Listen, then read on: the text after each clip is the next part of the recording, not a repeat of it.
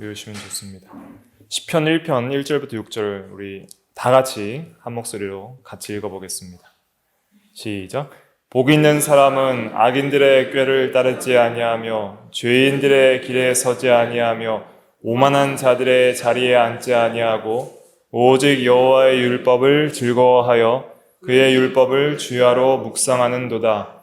그는 시냇가에 심은 나무가 철을 따라 열매를 맺으며 그 잎사귀가 마르지 아니함 같으니 그가 하는 모든 일이 다 형통하리로다. 악인들은 그렇지 아니하며 오직 바람에 나는 겨와 같도다. 그러므로 악인들은 심판을 견디지 못하며 죄인들이 의인들의 모임에 들지 못하리로다. 무릇 의인들의 길은 여호와께서 인정하시나 악인들의 길은 망하리로다. 아멘. 예. 시간 말씀의 제목은 복 있는 사람입니다. 1편은 복 있는 사람과 그렇지 않은 사람, 의인과 악인을 대조하고 있습니다. 복 있는 사람은 예수를 믿고 율법을 순종하는 사람이고, 또 그렇지 않은 악인들은 믿지 않고 불순종하는 사람들입니다. 세상적인 관점에서의 복은 돈 많이 벌고 건강하고 장수하고 세상 일이 형통하고 또 좀 덕을 많이 쌓는 것이라고 합니다. 하지만 성경적 관점에서의 복은 그렇지 않습니다. 복 있는 사람은 첫째가 악인들의 꾀를 따르지 않는 사람이 복되다라고 말하고 있습니다. 여기서 말하는 꾀는 생각을 가리키는 것이죠. 사고방식, 사상, 마음의 이 생각을, 계획을 가리키는 것입니다. 꾀라는 것은 원어적으로는 충고, 조언, 의논 이런 의미도 있는데 어쨌든 마음에 작용하는 것들을 가리키는 것이죠. 악한 생각, 악한 사상, 악한 계획, 악한 그런 욕심을 따라가지 않는다는 것입니다. 그것이 복이라는 거예요. 이걸 복되게 생각하는 사람들이 많지 않습니다. 내가 하루를 악한 꾀를 따라 살지 않고 거룩한 진리의 말씀을 따라서 하나님 앞에 믿고 순종하는 삶을 살 수 있다는 것이 복이라는 것, 그것이 은혜라는 것, 그것이 가장 큰 행복이고 그것이 하나님이 알아주시고 인정하시는 길이라는 것을 사람들은 잘 알지 못합니다. 그러나 우리 그리스도인들은 세상적 관점에서 형통하나 불통하나 항상 이 악한 꾀를 따르지 아니하고 하나님의 뜻을 분별하여 따르는 것을 복되는 것으로 생각해야 됩니다. 그것이 은혜거든요. 하나님께서 진리로 성령으로 우리의 마음을 변화하여 새롭게 해주신 역사, 그것이 있기 때문에 이것이 가능한 것이죠. 그래서 거룩하게 사는 것은 이미 복받은 증거입니다. 믿음으로 살 수 있는 것도 이미 복받은 증거예요. 믿음으로 살아서 복을 받는 게 아니라 복을 받아서 믿음으로 사는 것입니다. 그 다음에 죄인들의 길에 서지 아니하며 그랬습니다. 이 길은 행동을 가리키는 것이죠. 꾀는 사상, 길은 생활 방식, 행동을 가리킵니다. 삶을 가리키는 거예요.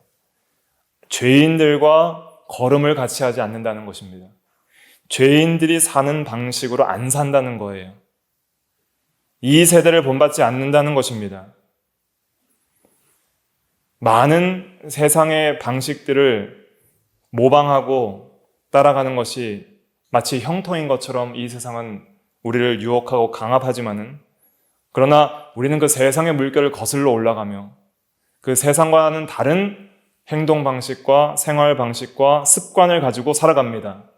우리는 예배자로서 예배하며 살아가고 말씀을 읽고 묵상하는 삶을 살며 기도하는 삶을 삽니다. 세상적 가치와 생활 방식과 성공 방식을 따르기보다는 하나님을 따르고 진리를 따르고 하나님의 말씀을 따라 걸어갑니다. 그래서 시편 119편 105절은 주의 말씀은 내 길의 빛이요 내 발의 등이요 내 길의 빛이니이다 그랬습니다.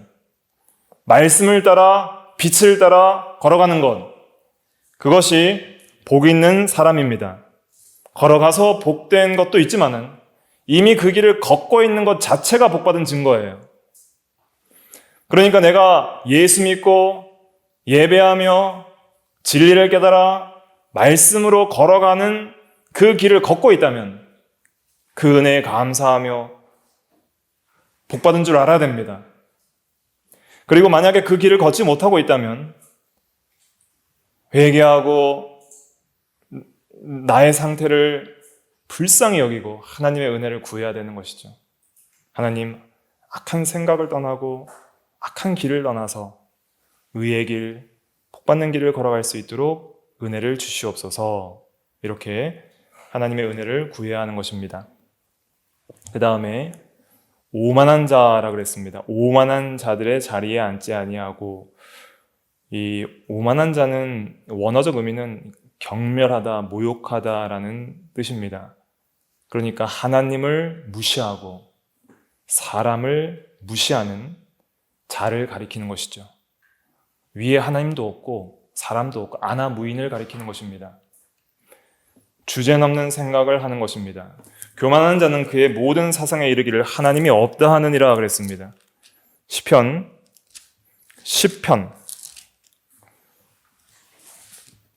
4절 말씀. 시편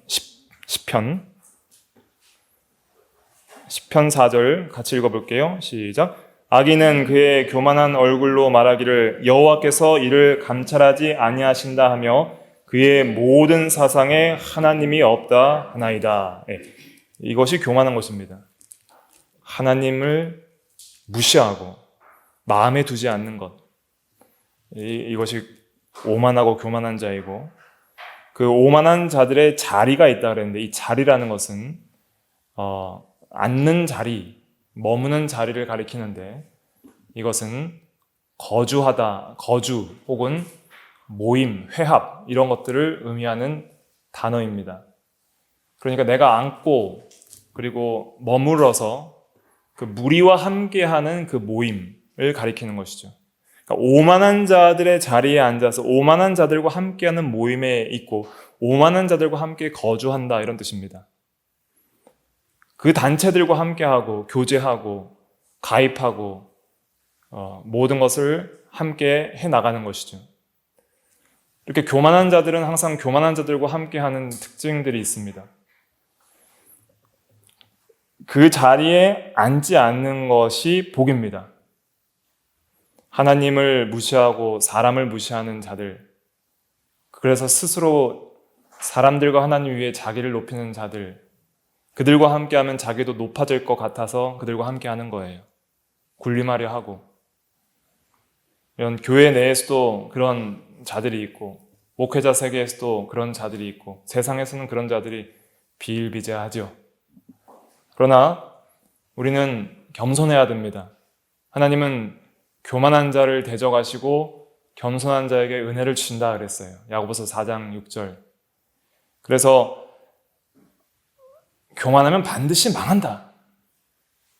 교만은 패망의 뭐예요? 선봉이라 했어요. 거만은 넘어짐의 앞잡이라 그랬어요. 교만하면 하나님이 은혜를 주시지 않고 반드시 심판하십니다. 그러니까 복되지 못한 것이죠. 하지만 하나님이 겸손한 자에게 은혜를 주신다 그랬어요.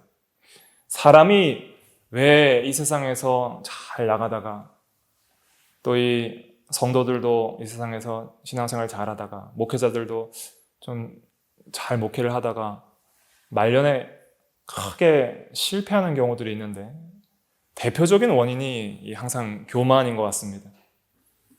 잘 나가니까 이 교만한 마음이 들어오는 거예요. 하나님 의지하지 않고 마치 내가 모든 것을 할 수 있다는 생각을 가지고 나아가다 보니까 순간적으로 악한 꾀가 들어오고 죄인의 걸음이 걸어지고 오만한 자의 자리에 앉아버리는 거예요. 순간적입니다. 사람이 이렇게 순간적으로 기울어질 수가 있어요. 그러면은 그 순간이 씻을 수 없는 상처와 실패를 낳게 되는 것이죠. 이 복 있는 사람이 악인들의 꾀를 따르지 아니하고 죄인들의 길에 서지 아니하고 오만한 자들의 자리에 앉지 않는다는 것은 그의 삶의 방식, 생활 방식, 습관, 무의식적으로 또 이런 습관들이 나온다는 뜻이에요. 삶 자체가 이런 삶으로 이렇게 기울어져 있다는 뜻입니다. 우리가 일상생활을 하면서 우리가 의식해야 될 것들이 많이 있습니다. 하나님을 의식하고 말씀을 좀 생각을 하고 좀 힘써 자기를 돌아보고 기도하고 해야 되지만은, 근데 그 인격이 어떻게 갖추어졌냐에 따라서 어쩔 수 없이 나오는 것들이 있어요. 그래서 선한 사람은 그 쌓은 선에서 선한 것을 내고 악한 사람은 그 쌓은 악에서 악한 것을 내나니 마음에 가득한 것을 입으로 말함이니라 그랬어요. 무의식적으로 튀어나온 말과 행동과 습관과 생활 방식들이 있습니다. 그러한 방식들이 이렇게 죄악되고 교만한 대로 기울어지지 않으려면 하나님의 은혜를 많이 받아야 돼요. 진리의 인도함을 받아야 됩니다. 사람이 변해야 되는 거예요. 한 구절 찾아볼까요? 방금 말씀드린 거. 누가복음 6장 45절입니다. 누가복음 6장 45절.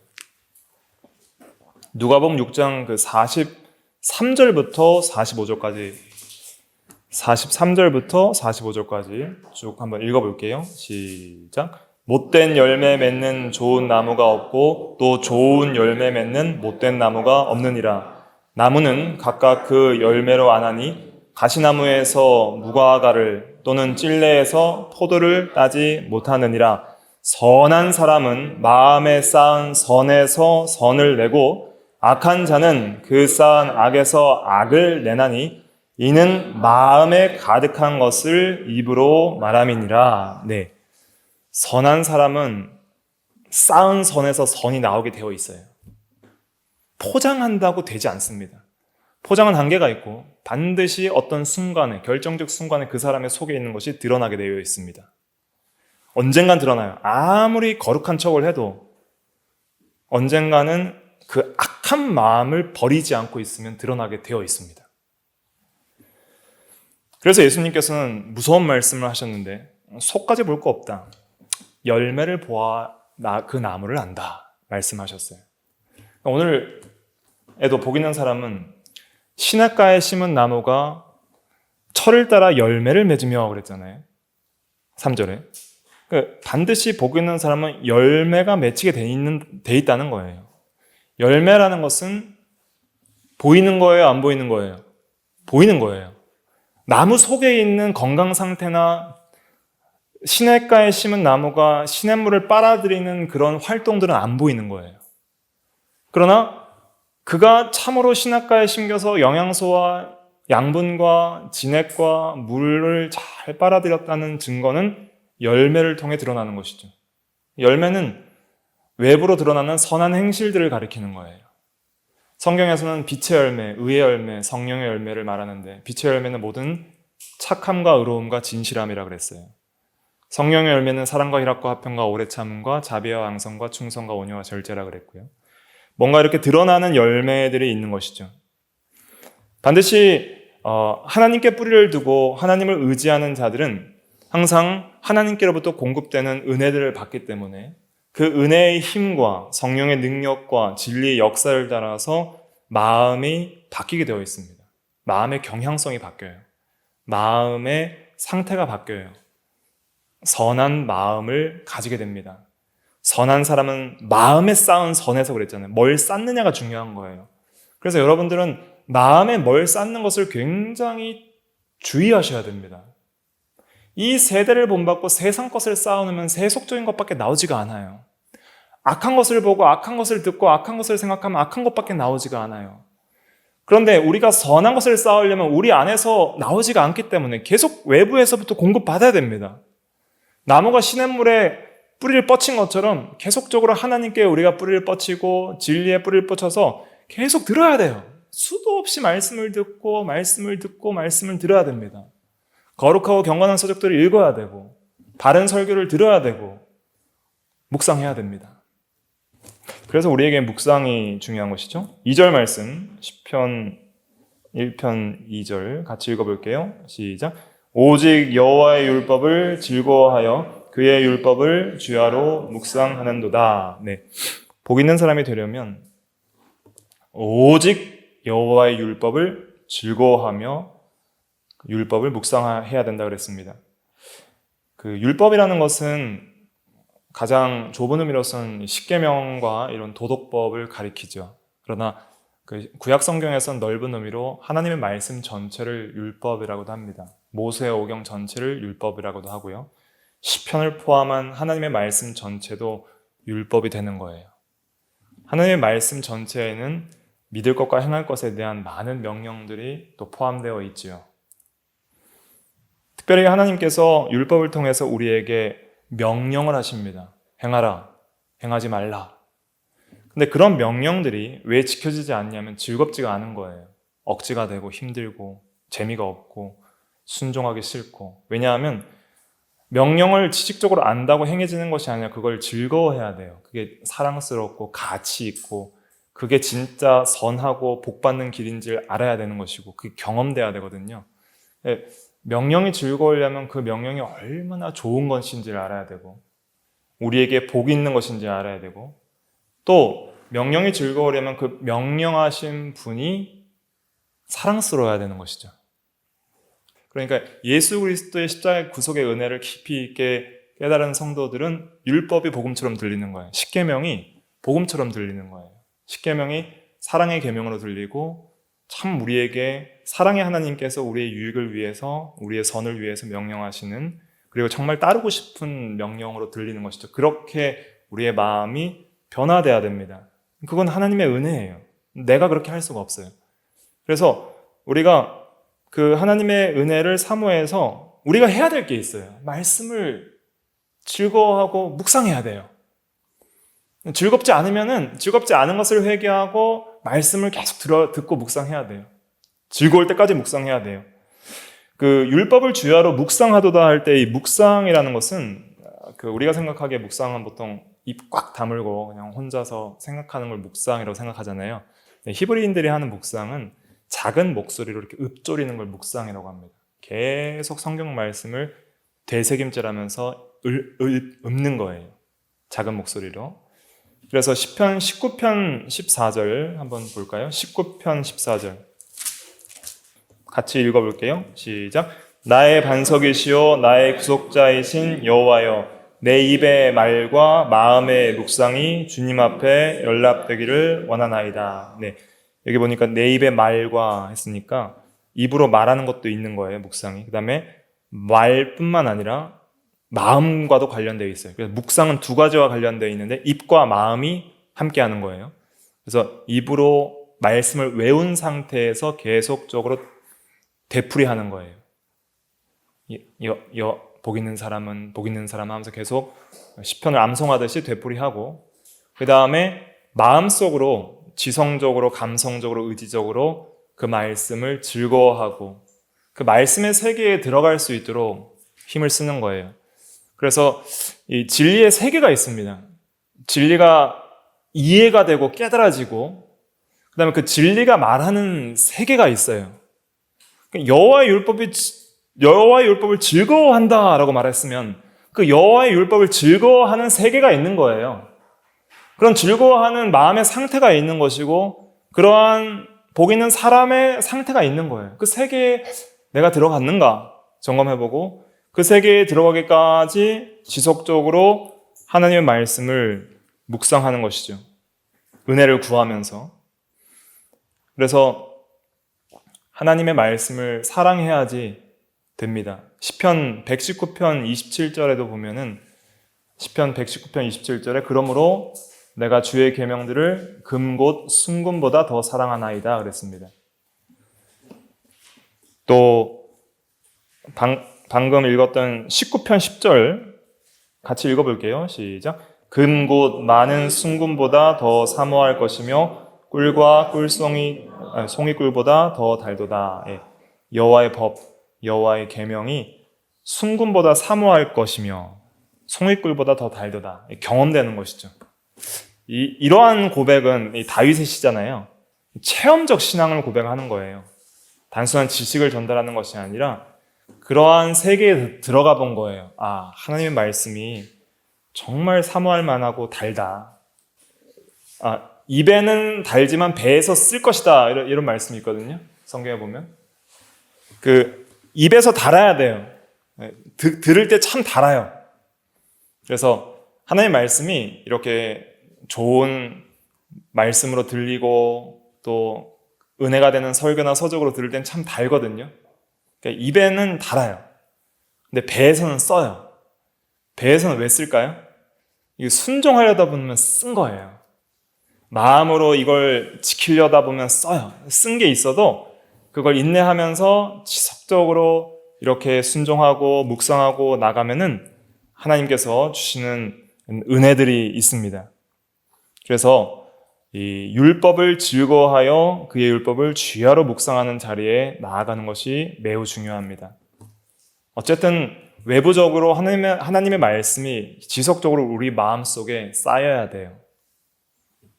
그래서 그러려면 말씀을 많이 외우고 그 다음에 공부를 많이 해야 되겠죠. 공부를 많이 하고 마음속으로 많은 말씀을 간직하고 그 의미들을 가지고 있어야 됩니다.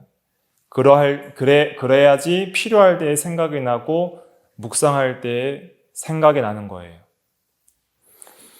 그렇게 진리를 지속적으로 즐거워하고 묵상하는 성도들은 항상 하나님의 은혜 가운데 거하게 됩니다. 시편 1편 3절 읽어볼게요. 시작. 그는 시냇가에 심은 나무가 철을 따라 열매를 맺으며 그 잎사귀가 마르지 아니함 같으니 그가 하는 모든 일이 다 형통하리로다. 네, 시냇가에 심은 나무라 그랬습니다. 이 이스라엘 지역, 팔레스틴 지역에는 그 연 평균 강수량이 한 600mm밖에 안 된다 그래요. 상당히 적죠. 그러한 지역에서 시냇가가 있다는 것은 굉장히 큰 수원이었습니다. 오늘날 우리 한국에서는 시냇물이나 산이 많으니까 우리나라는 이런 계곡이나 시내가 많은데 이스라엘 땅은 비를 흡수하는 땅이고 이런 물이 풍부하지 않은 지역이라서 시냇가라는 표현은 엄청난 물의 근원이 되는 것이죠.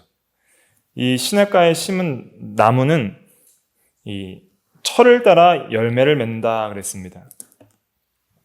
이 심은 나무라는 것은 하나님께 심겨진 성도의 심령을 가리키는 거예요.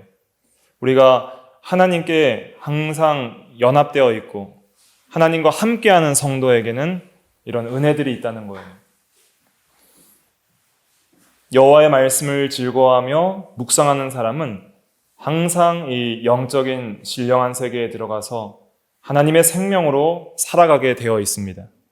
그래서 이 영적인 생명의 역사가 계속적으로 공급이 돼요. 한번 따라해 보실까요? 영적 생명의 역사, 영적 생명의 역사. 예. 우리의 영혼을 소생하시고 살리시고 소생하고 계속적으로 살아가게끔 하는 그 생명의 능력을 공급해 주시는 그 하나님의 성령의 역사. 그것이 생명 강수의 역사거든요. 그것을 성경에서 여러 가지로 표현하는데 그러한 역사들이 계속 있는 거예요. 성도에게는 이런 게 있습니다. 여러분들이 다 경험하실 수 있어요. 다소간에 경험하셨고 지금도 경험하시고 있을 수 있고 계속적으로 더 풍성히 경험해 나가셔야 되는 거예요. 계속적으로 영적 생명의 역사가 있어요. 영혼이 소생하고 영혼이 강건하고 영혼이 힘을 얻고 뭔가 소망이 생기고 의와 평강과 희락이 있는 영적 생명의 역사를 공급받아야 됩니다. 그 역사가 있을 때에 열매가 나오는 거예요. 많은 열매를 맺고 또 잎사귀가 마르지 아니함 같으니 그랬습니다.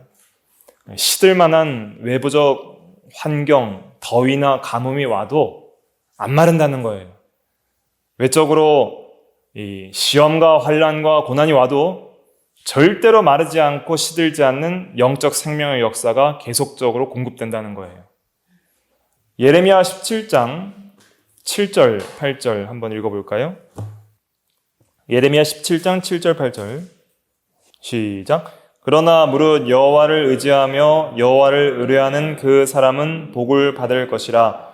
그는 물가에 심어진 나무가 그 뿌리를 강변에 뻗치고 더위가 올지라도 두려워하지 아니하며 그 잎이 청청하며 가무는 해에도 걱정이 없고 결실이 그치지 아니함 같으리라. 네. 세상을 살아가다 보면 가뭄도 오고 더위도 오고 환난을 당합니다. 나무가 환난을 당하듯이 우리 성도들도 환난을 당해요. 그러나 항상 여호와를 의지하며 여호와를 의뢰하는 사람은 복을 받을 것이라 그랬습니다. 하나님을 의지하는 것이 말씀 의지하는 거예요.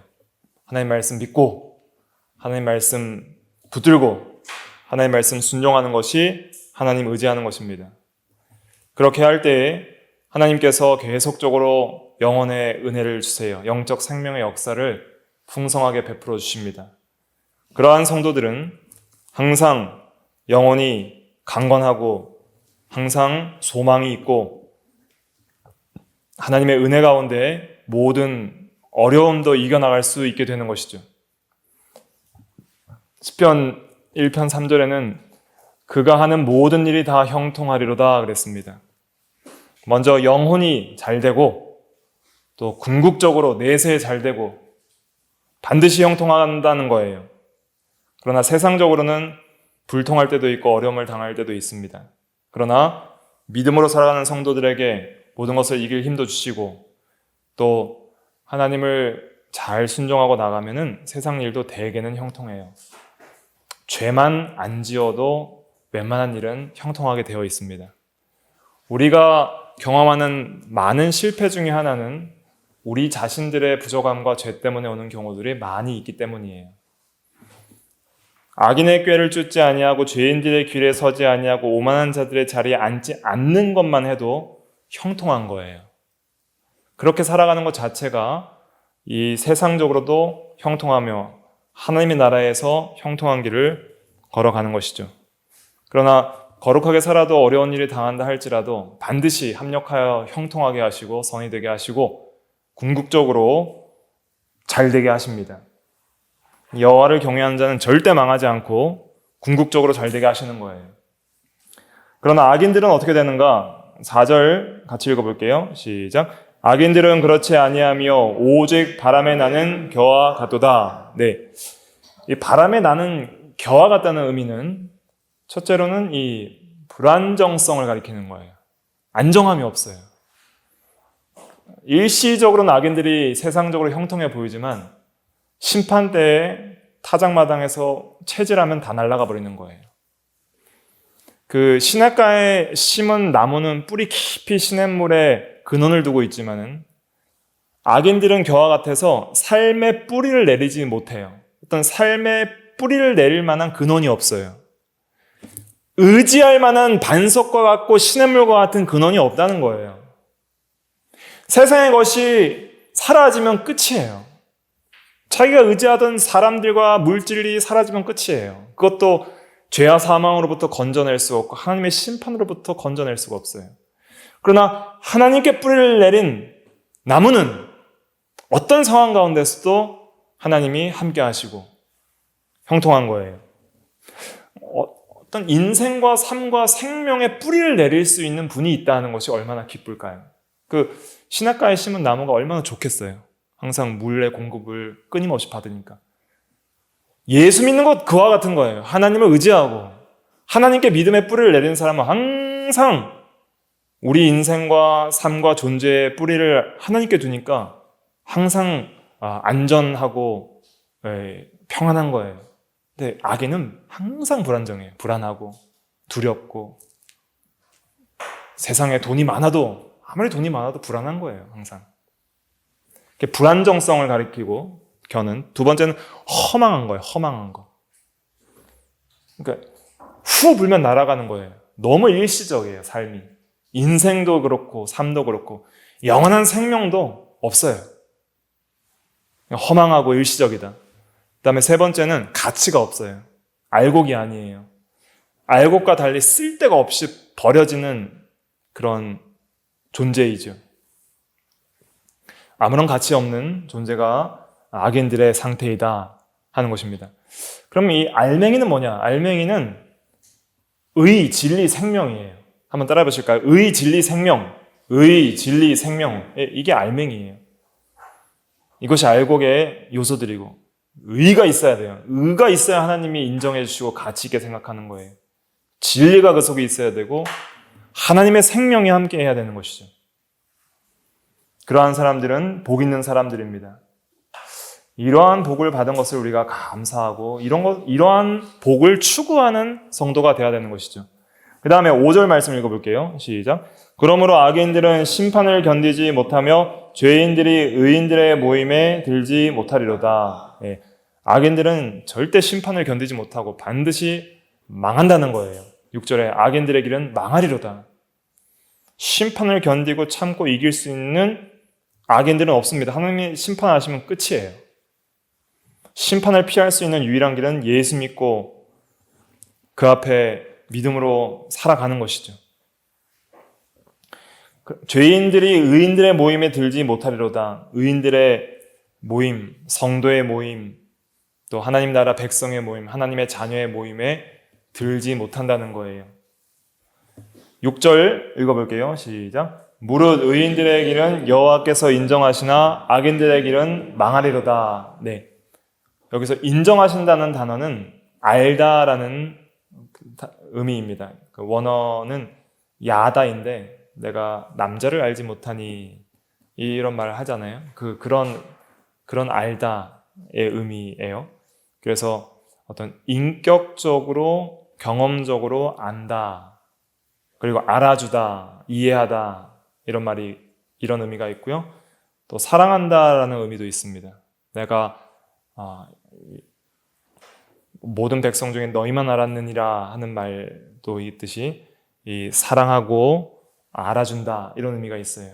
그래서 예수 그리스도의 십자가의 보혈의 은혜를 통해서 자신의 택한 백성들을 위한 제한적 속죄를 통해서 택자를 위하여 예수께서 죽어주시고 그리스도의 구속의 은혜로 말미암아 구원받아 이제 예수 그리스도의 의를 믿음으로 전가받아 의롭다 하심을 받은 성도들을 하나님께서 의롭다 인정해 주시고 항상 알아주시고 사랑해 주시고 보호해 주시고 또 우리의 앞길을 인도해 주시고 영생과 내세 상급으로 갚아주신다는 거예요. 하나님이 알아주시는 것이 복이구나 하는 것을 우리가 깨달아야 됩니다. 세속적 관점에서 복이 아니에요. 하나님과 진리의 관점에서 복은 하나님이 인정해 주시는 것이 복입니다. 예수 믿는 거 복입니다. 의롭다 하심을 받은 것 복이에요. 하나님이 나를 하나님의 자녀로 인정해 주시는 것 복입니다. 세상 사람들 아무리 우리를 인정해 주지 않고 나도 내가 믿고 인정이 안 돼도 하나님이 인정해 주시는 것이 복인 거예요. 하나님이 알아주시고 하나님이 우리를 사랑해 주시니까 우리가 복되고 살아갈 소망이 생기는 것이죠. 그래서 우리가 궁극적으로는 하나님이 모든 복의 근원인 것을 믿어야 됩니다. 이 세속적 행복과 현세적 복도 하나님이 주시는 거예요. 구원과 영생과 내세의 복도 하나님이 주시는 거예요. 복은 하나님께 속한 겁니다.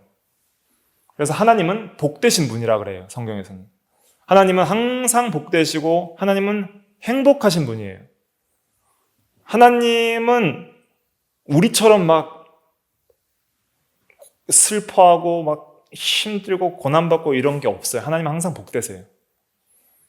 항상 기쁘시고 복되신 분께서 예수 그리스도를 통해서 그 신성으로서는 고난도 슬픔도 죽음도 경험하실 수 없는 복되신 분께서 제2위 성자 하나님께서 우리를 위하여 이 땅에 오셔서 슬픔과 질고를 당하시고 우리를 위해 희생하시고 우리를 위해 죽으셔서 우리에게 복을 주시는 거예요.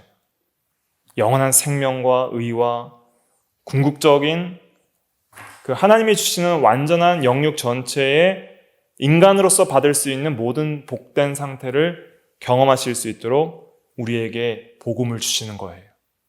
그래서 이 세상을 살아가면서 우리는 완전한 지금 복된 상태를 누리지 못하고 있지만은 우리 영혼이 깊이 있게 더욱더 하나님의 영적 생명의 역사를 받아서 누려나가고 궁극적으로는 우리가 예수 그리스도의 재림 이후에 우리가 부활할 때 완전한 복된 상태에 들어가는 것이죠.